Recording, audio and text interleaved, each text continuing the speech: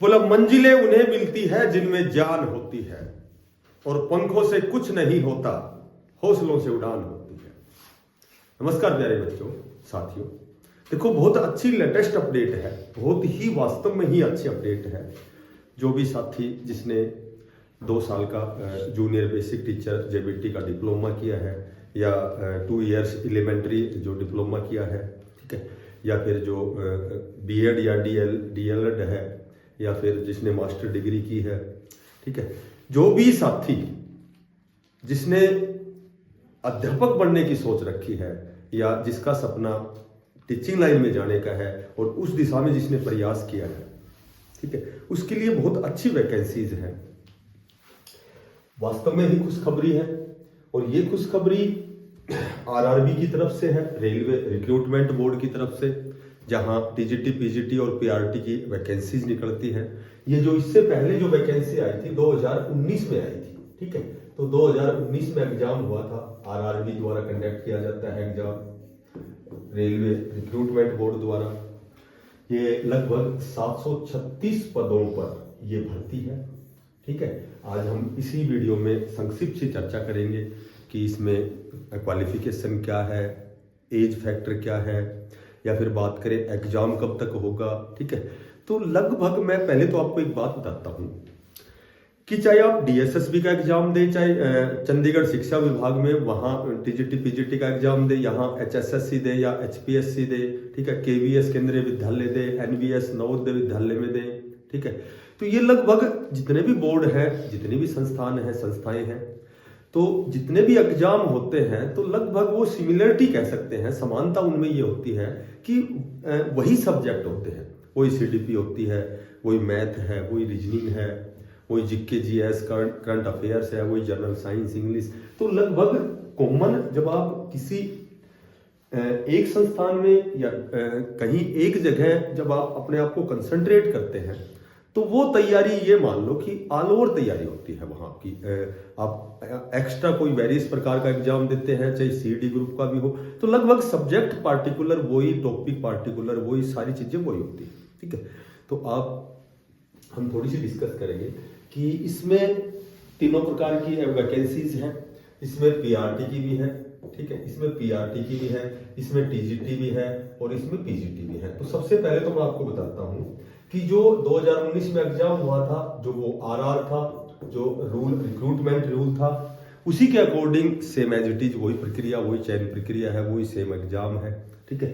तो इसमें एक तो तीनों के लिए, चाहे वो पीआरटी हो, चाहे टीजीटी हो, चाहे पीजीटी हो, तो तीनों के लिए वही जो जर्नल है, ठीक है, जर्नल में एज 18 से 45 साल है, सबसे अच्छी बात है।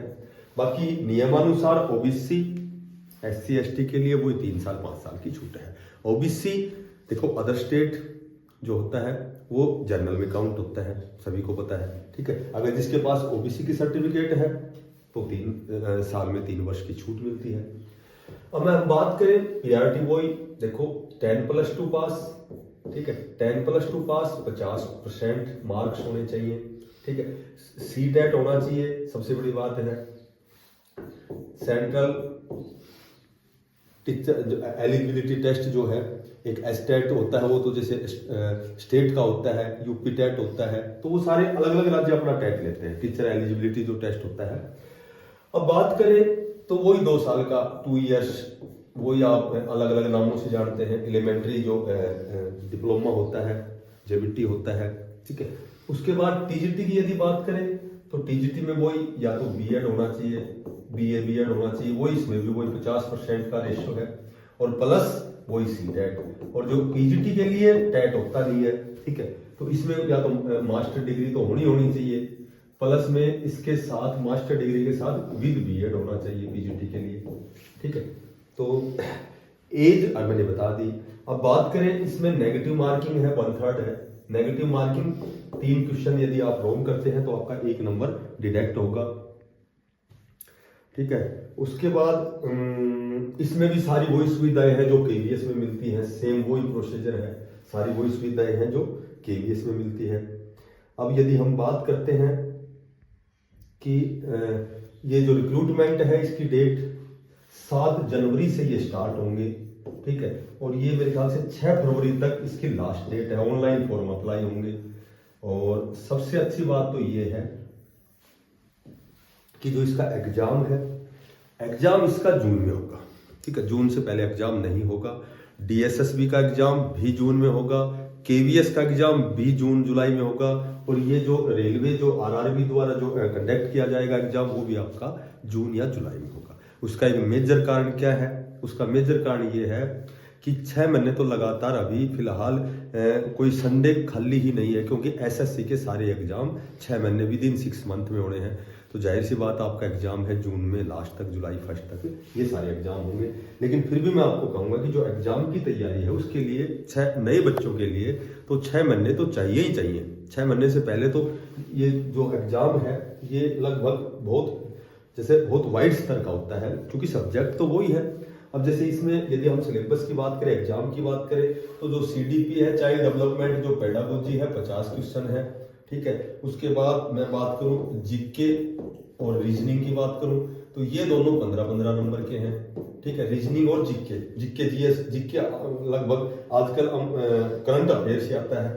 उसके बाद में जो मैथ और जो जर्नल साइंस है, ठीक है, जर्नल साइंस है, ये दोनों 10-10 नंबर के हैं। तो इस तरह से ये 100 नंबर का एग्जाम प्लस एक स्किल टेस्ट होगा आपका, ठीक है। स्किल टेस्ट होता है और स्किल टेस्ट में भी कुछ एक उसमें टॉपिक दिखाए गए हैं, मैंने पढ़े थे। तो इसमें जो PRT की है 188 पोस्ट है। TGT की यदि बात करें तो 338 वैकेंसीज है, बहुत ज्यादा, क्योंकि हमें तो केवल एक चाहिए, ठीक है। PGT की 187 है, ये पोस्टेज है, ये वैकेंसीज है, ठीक है। तो सभी से यही निवेदन है कि आपको बहुत अच्छे स्तर पे तैयारी करनी है। हमें केवल एक पोस्ट चाहिए, यहाँ 187 की बजाय केवल 87 भी वैकेंसीज हैं, केवल 7 भी वैकेंसीज हैं, तो भी हमें अपना प्रयास बहुत मन करके करना चाहिए, ठीक है। बोला मेहनत इतनी जोर से करो कि आपकी जो सफलता शोर मचा देगी, ठीक है। तो बहुत अच्छा प्रयास करें, बहुत अच्छी मेहनत करें। जो साथी नए हैं चैनल को सब्सक्राइब करना, इसको ज़्यादा से ज़्यादा शेयर करना। सभी साथियों को बेस्ट ऑफ लक, धन्यवाद।